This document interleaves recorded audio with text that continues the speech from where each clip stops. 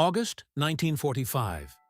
In a Benedictine abbey in Hungary, the life of an 81-year-old woman ends. There is no imperial funeral. No daughter stands at her coffin. No grandchildren. No representative of the dynasty she had once married into. Only her husband, a lady-in-waiting, and a few monks accompany her to the crypt. This woman had once been destined to become Empress of Austria. She had been married to the heir of one of Europe's most powerful empires.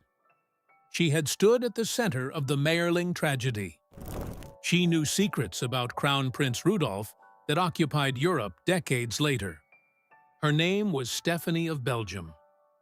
How could a woman who was meant to become empress nearly vanish from this story? January 30th, 1889. Two bodies are found at Mayerling hunting lodge in the Vienna Woods. Crown Prince Rudolf is dead. Beside him lies a 17-year-old baroness. Rudolf shot her, then himself. Rudolf's end becomes one of the greatest scandals of the European monarchies. While all of Europe talks about Rudolf and the young baroness, another person is pushed to the margins of the story. Rudolf's wife, Stephanie, is 24 years old. She is among the last people to learn what happened. When she is brought to the imperial family, Emperor Franz Joseph sits in the room. Empress Elizabeth stands beside him, her face white and rigid. Stephanie later recalls questions raining down on her from every side. She doesn't feel like a widow. She feels like a defendant. Rudolf has left her a final letter. He writes that she is now freed from his presence and his burden on her. Then he asks her to be good to their daughter. At 24, Stephanie is a widow. Mayerling takes more than her husband. The tragedy quickly becomes the story of Rudolf and the Baroness. Stephanie is left standing in the shadows. Empress Elizabeth believes the unhappy marriage pushed her son deeper into despair. This marriage had already broken down long before Mayerling. Stephanie is born on May 1st, 1864, at Laeken Castle near Brussels. Her father is King Leopold II of Belgium. Her mother is Queen Marie Henriette. Stephanie does not grow up in a loving household. In March 1880, Crown Prince Rudolf of Austria comes to Belgium. He is 21, Stephanie is 15. Rudolf writes to his mother that Stephanie is pretty, good, and clever. She is also one of the few Catholic princesses in Europe eligible to marry the future emperor. The engagement is announced. Stephanie has not yet had her first period. The wedding is postponed, and she is sent back to Belgium. A private matter is discussed at both courts. On May 10th, 1881, she marries Rudolf in Vienna, just days before her 17th birthday. The ceremony is magnificent. The marriage is not. Stephanie later writes that she entered this marriage completely unprepared. More than 50 years later, she still recalls her wedding night with horror. Empress Elizabeth dislikes Stephanie from the start and mocks her appearance. In September 1883, Stephanie gives birth, Elizabeth Marie, called Erzi. It is a girl, not the hoped-for male heir. There will not be a second child. Rudolf's life spirals out of control. He drinks heavily, uses drugs, and has numerous affairs. Through one of these relationships, he contracts a venereal disease, likely syphilis. In 1886, by most accounts, he infects Stephanie as well. Her doctors do not tell her the truth, speaking instead of peritonitis. The result? Stephanie can no longer have children. She is 22 years old. Her possible future as empress begins to collapse, and with it, the marriage ends for good. Stephanie refuses to resume marital relations with Rudolf. Rudolf sinks deeper into his self-destructive life. Stephanie begins a quiet rebellion of her own. In 1887, she meets Polish Count Artur Potocki in Galicia. The two fall in love. In their letters, they call each other Hamlet and Ophelia. Stephanie's sister Louise helps them exchange messages. In October 1888, Stephanie returns from a trip, shocked at how much Rudolf has changed.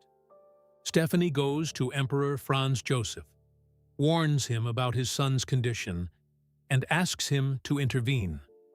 Nothing happens. 3 months later, Rudolf is dead. Stephanie's warning disappears behind the Mayerling scandal. 14 months later, Artur Potocki, her closest friend, also dies of tongue cancer. Within a year, she loses Rudolf and the man she actually loved.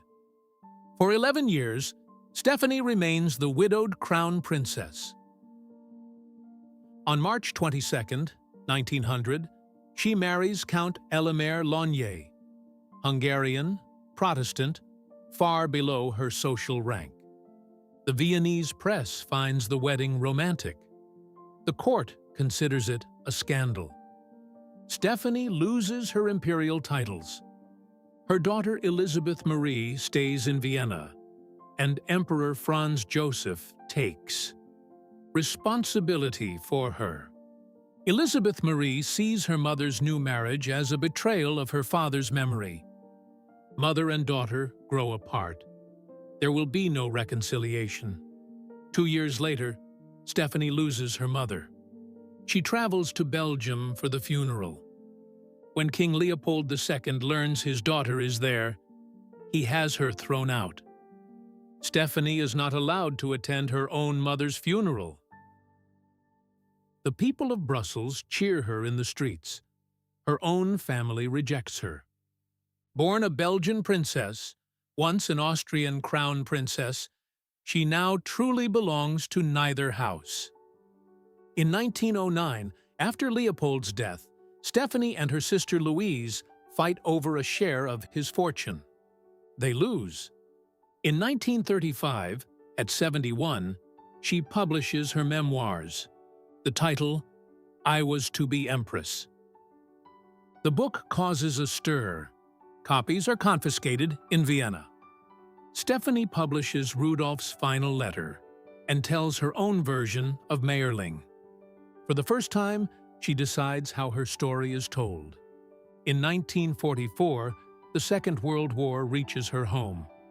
SS official Edmund Wiesenmeyer seizes Stephanie's archive, including letters from Crown Prince Rudolf. The documents disappear. In April 1945, Soviet soldiers reach her residence. Stephanie is 80 and in poor health. A month later, she and Elimer flee to the Benedictine abbey of Pannonhalma. There, Stephanie dies on August 23, 1945, after a stroke. Her daughter does not attend the funeral, nor do her grandchildren. No one from the former imperial house is there. The woman who was meant to become Empress of Austria is buried far from Vienna, surrounded mainly by monks. Nearly every major chapter of her life became someone else's story. Her marriage became Rudolf's tragedy. Mayerling became the story of Rudolf and the Baroness. The court remembered the dead crown prince. Her own daughter defended her father's memory. Her second marriage cost Stephanie her place in the dynasty. Her own family disowned her. Even the private documents that might have preserved more of her own story vanished during the Second World War.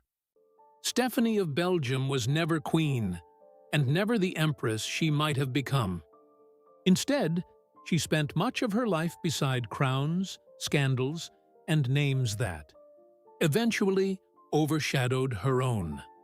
That is why Stephanie became the Shadow Queen of Mayerling.